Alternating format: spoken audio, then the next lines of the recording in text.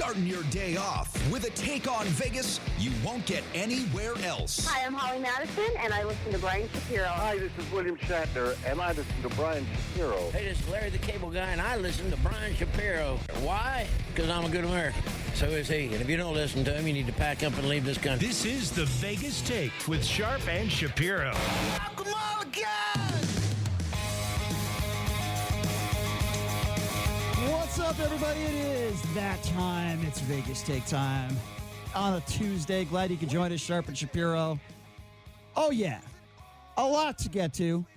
A lot to talk about. Plenty of guests. How about this one? You know, we got a big fight this weekend. Thurman Pacquiao. Pacquiao's trainer, the Hall of Famer himself. Freddie Roach will be joining us in hour number 2. That's going to be a lot of fun.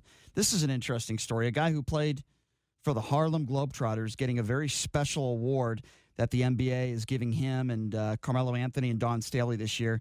Tyrone Brown is his name. He's going to be joining us coming up here at the bottom of the hour. And another interesting story, a guy by the name of Brian Barlow. He's a father and a soccer referee, and he's calling out parents who are caught on tape displaying poor sportsmanship, offering $100 per video. He's been featured on Good Morning America. That's going to be a lot of fun, so that's coming up in hour number 2. So jam-packed, a lot to get to, and you know what? Today is Tuesday, so you know what that means. It means the man himself, Ron Futrell, joining us in studio. Mr. Futrell, how you doing? I missed last week, so I'm happy to be here. Thank you very much. Glad to be here. And in fact, if I seem a little bit disjointed tonight, it was because you mentioned the Pacquiao fight coming up against Thurman. Is it Thurman Thomas? He's fighting the Bills running back? He's a boxer now? This guy's a pretty good fighter. What? He's undefeated. No, he is, and he's the champ, by the way. So, Can I make an announcement since you're here? I made the announcement yesterday, but in case people haven't heard, and you're a part of this, Ron. You're a part of this show, and we appreciate what you do for us. We are going to be moving August 12th, 9 a.m. to noon. So not only are we expanding our show an hour, but we're moving to what I consider to be a primetime slot. We're very honored and happy to be doing it. 9 a.m. to noon. That is going to be starting August 12th. So I wanted to just tell people that maybe didn't hear the announcement yesterday, Ron. So it's a really exciting time for the show, and we're looking forward to it. Congratulations. Thank you. Part of me would say I'm surprised they gave you more airtime, Brian, because of me on the show on Tuesdays. They would say, Tuesdays, you had that Ron guy on, so you might want to. Maybe we're not going to. But okay. So I'm at the. Today they had the fighter arrivals today with Pacquiao and Thurman. Yeah. And it was sort of crazy. Is at the entranceway of the MGM. So picture that, the lobby, the main lobby of the MGM. They have the ring set up there. They had the most horrible for 3 hours music that had been blasting and blaring into my ears. Seriously. That sounds terrible. My head is screwed up in the sense that. Well, it always is anyway. No, it's worse. It's worse than Blue Oyster Cult in '82 at the Long Beach Arena. It's worse than Black Oak, Arkansas Foghat and REO Speedwagon in the Shrine Auditorium in '73. It's worse than Zeppelin at the Forum in '73. With all this music blasting into my ears. I get the picture. This was horrific music. So can we complain? For 3 hours straight? Can we complain to Freddie Roach in hour number 2? Yes, file a complaint. Yes. Can we get back to the boxing in a second, though? But I'm just telling you that if I seem a little disjointed, that's why, and I mean that seriously. I understand. Is that 3 hours of that stuff? I get it. We're on radio, crap. not a podcast. Let's say crap. Stuff blasting into my ears. Horrible music. Yeah, Justin Bieber playing? Horrible audio. No, I wish it would have been. I would have begged for Justin Bieber. I would have begged for that over the EDC crap that was blaring into my ears. And some electric dance crap. And loud as can be. Electric dance crap. Is that what the EDC stands for? Electric dance crap. Well, there's an M in there somewhere. I like that.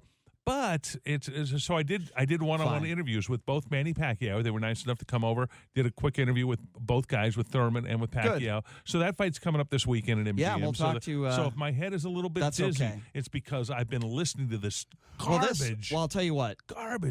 I'm sorry for that, but this might make you a little dizzy too, because we had a crazy situation on the show yesterday.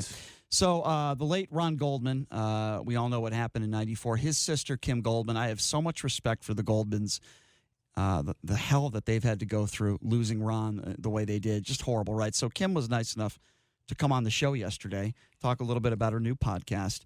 And I had a discussion a few days ago with OJ's attorney, Malcolm Laverne, but I did not know that Malcolm was going to call right in the middle of the interview with Kim Goldman. So I want to play a little bit of this interview. So Kim Goldman, we have a nice interview. It's about 10 minutes, and then boom, Malcolm Laverne calls in, O.J. Simpson's attorney, and I say to Kim, is it okay? Do you mind if we take Malcolm's call? And she said, well, I don't have a lot to say to him, but okay, go ahead. So we did, and it got a little bit wild. It got a little bit crazy. Here's a little snippet of the interview. Go ahead, Johnny. I'm just an attorney representing the best interests of my client. There was about a 1.5-year period up until the middle of last month where there was nothing that happened between me or the Goldmans or anybody.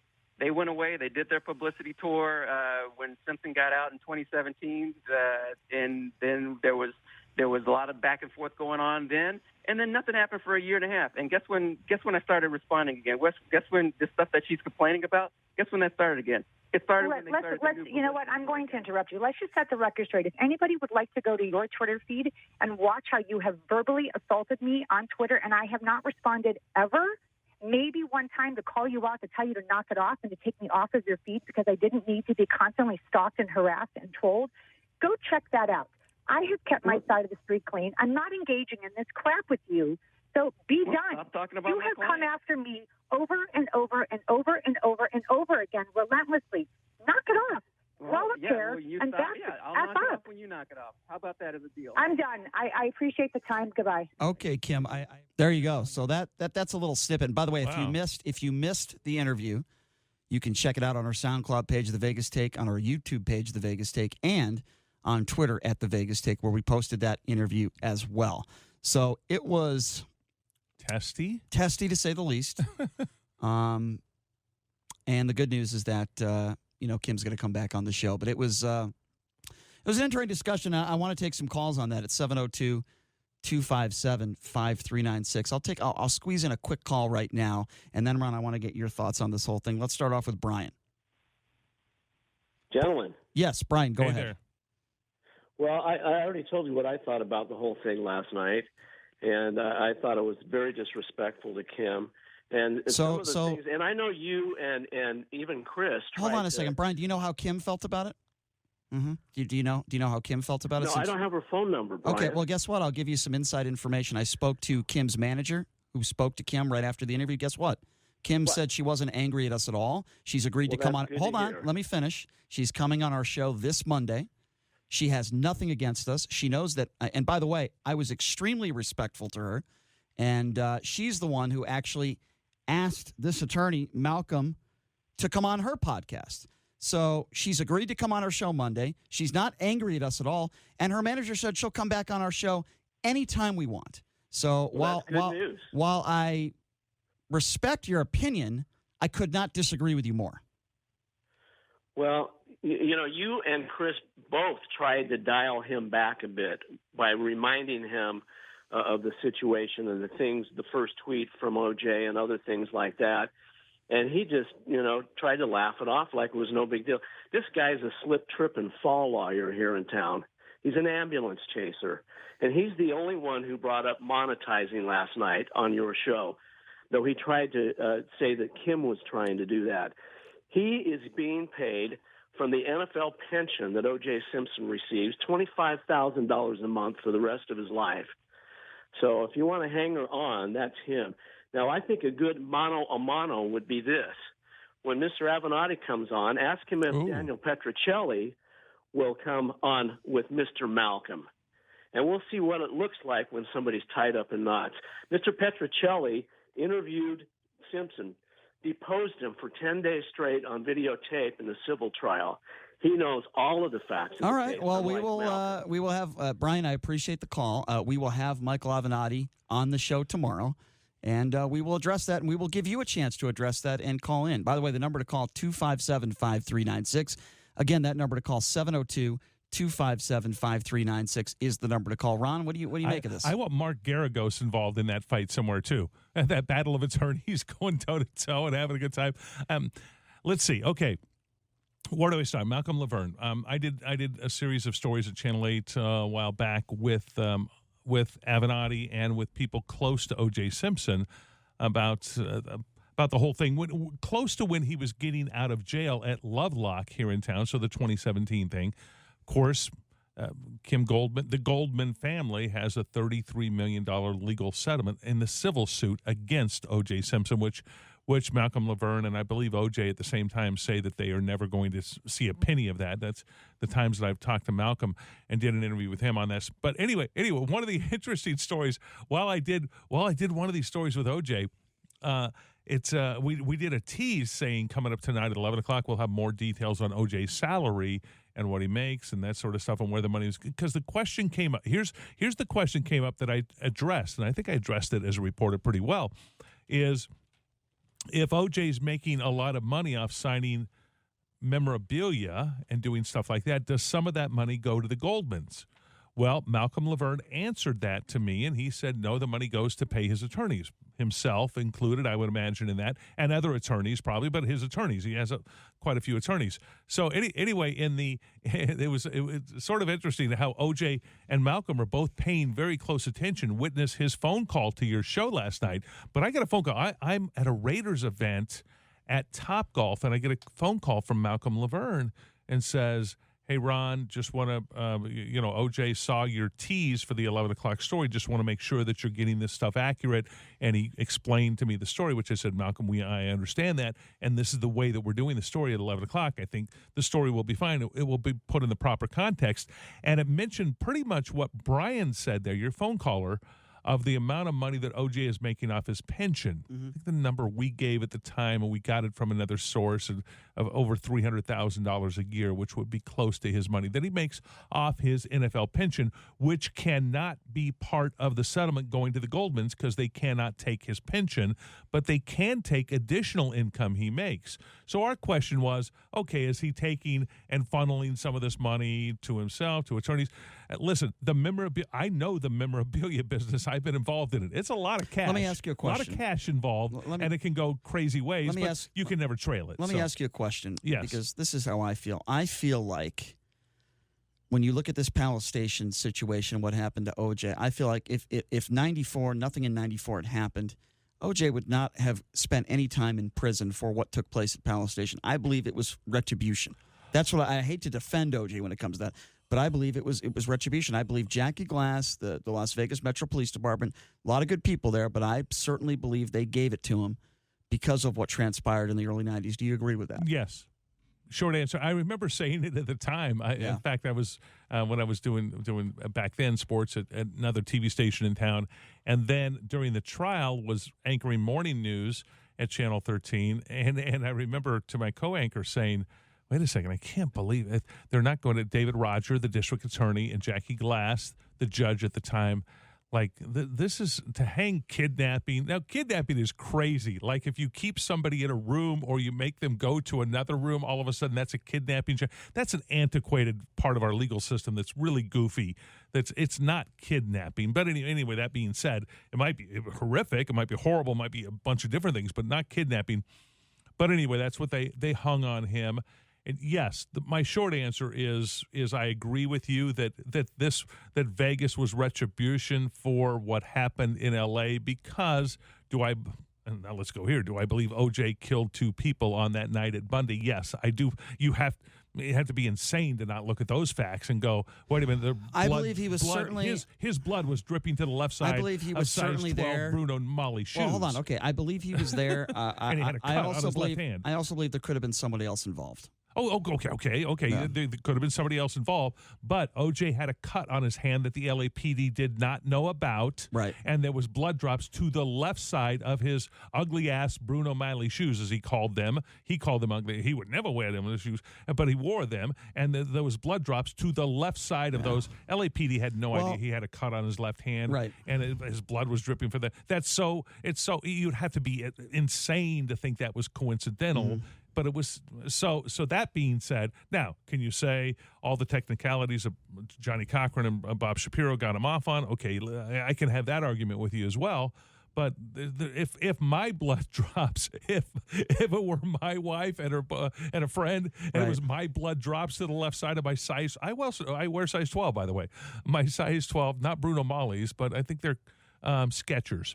my size 12 Skechers, and it's my blood drops, and I have a cut on my left hand when I come back from Chicago. Well, I'm dead in the water. I'm gone for life. We could definitely talk about the OJ case for hours, but Yes. but anyway, in a nutshell, Kim Goldman will be joining us again this Monday, so we will be able to continue the interview with her without any interruptions. So we appreciate her taking the time to come back on. I want to switch topics here quickly because I do want to get your opinion on this, Ron. Okay. It's been the subject that's been talked about the last several days and still being talked about, and I think it is important. There are many Republicans out there that have gone after the squad, as they're calling them, a few of the ladies, Ocasio-Cortez, The Four Tops. Omar. We call them the Four Tops. They've gone after them, and look, I've criticized Omar for saying some things that I think could be construed as anti-Semitic. They were. Okay, that's fair. That's fine. Oh, she's anti-Jewish. Okay. She hates the Jews. I understand. No, she hates Jewish people. I do not support her. I don't like her comments, and I understand, and I don't disagree. I did criticize Ocasio-Cortez, who's not perfect, for comparing what's going on at the border to concentration camps. But if you're going to go after those women for those situations, and if you do, you should be in the right. You also need to go after Donald Trump. Okay, 3 of those 4 women were born in the United States of America. And Donald Trump made the comment, go back to your country. Now, I hear a lot of Donald Trump apologists that are saying, no, there was no racial connotations to that. I understand what he was saying. What he meant was blah, blah, blah, blah, blah. Hear that from Trump supporters all the time. So again, the reason why I bring up Omar and Ocasio-Cortez is if you're going to go after them for some of the remarks that they have made, you have to give the same amount of attention and criticism to the comments that Donald Trump made. And I see very few people doing that. Some Republicans that have been on Fox News or CNN. What? You haven't watched Good Morning America, ABC, NBC, CBS? You haven't watched all the network CNN? I'm talking about Republicans. I'm talking about Republicans. Now, the Republicans, even the ones that disagree with the comments, they'll say, well, it's not what I would have said. Or they'll say, I don't agree with his tweet. So, yeah, I don't agree with that. And then they go on a 10-minute tangent going after Democrats and Ocasio-Cortez and Omar. I have a problem with that. You had your time to go after Omar and Ocasio-Cortez. The question now is about Donald Trump. Why can't, this is my question, Ron, to you. Why can't a Republican, and there's been a few, but not many, say, look, it was disgusting, the comment that Donald Trump made? And not disgusting. Really? It's not what I would have said. Not disgusting. It's to not say, what I go would've back said. to your country when they're born in the United States. Wait That's a not second. disgusting? Right a second.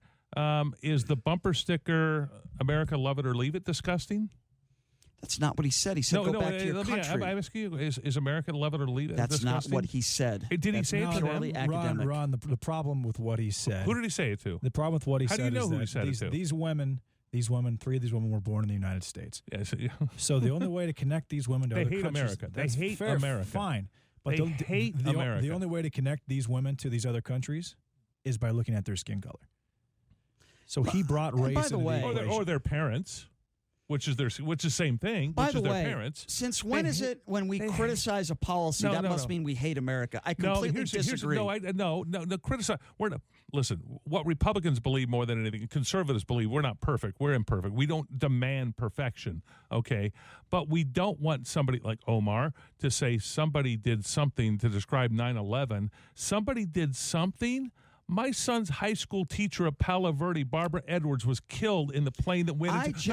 Let me finish. That went into flight 93 United into the Pentagon and was killed. And she described it as somebody did something about America. Somebody did something. This is exactly what I'm talking about. I talked to you about Donald Trump's comments. You dismiss it. No, I say, didn't dismiss it. Well, it's not something that I would say. No, it's not something and then I you would go say. on a tangent going after Omar. No, this is what many Republicans are doing. You can't sit there for Let's 5 go here, minutes. magnitude. What is worse? No, wait. What's you worse? can't Magnitude. sit there for 5 minutes and criticize the president for doing something that is absolutely disgusting. Yes. You immediately go back and attack these women. By the way, I started off right away by saying I do not support Omar. I think she does dislike the Jewish people. She's probably anti-Semitic. She hates the Jews. Okay, fine. Not this.